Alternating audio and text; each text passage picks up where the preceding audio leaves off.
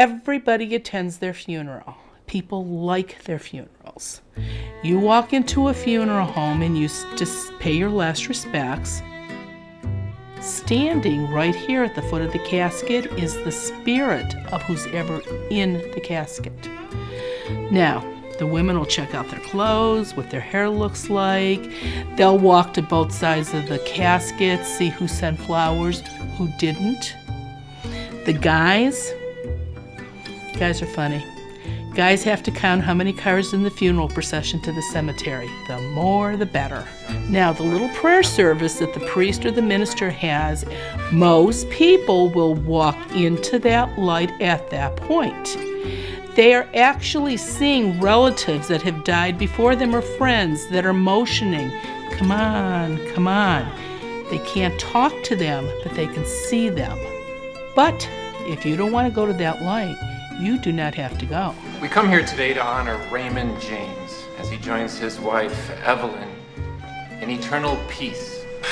We should be so lucky.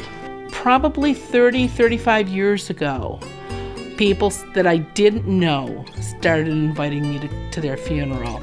I had to make rules for myself because there's really not a book on what you're supposed to do about this. And so I've learned from experience, it has to be a family member, immediate family member that invites me to the funeral. Okay, I know how this is gonna sound, but I have a message from your wife. She wants you to know that the safe deposit box key is in her blue raincoat. It's actually more than just where's the insurance policy or what's the key, where's the key to the safety deposit box. It can be that, but a lot of times they do have last minute things they want to tell somebody, especially if it's a quick death. Stop it! Jim, could you just stall? This lady called me up. She says, my husband died, and she says, I need you to really come to the funeral. And I said, okay. And I walk in, and I was so amazed. There's the casket leaning upright against the wall. Funerals, flowers on both sides. And I don't really know who these people are. They recognize me, so his wife came up to me. She says, oh, thank you for coming. And I said, what's that all about?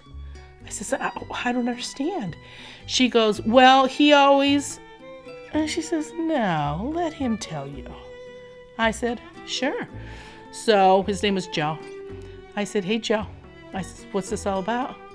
And he started laughing. He says, 37 years we were married. First time she ever listened to me. I said, about what? He said, I told her I never wanted to be laid out in a funeral home. So she stood him up.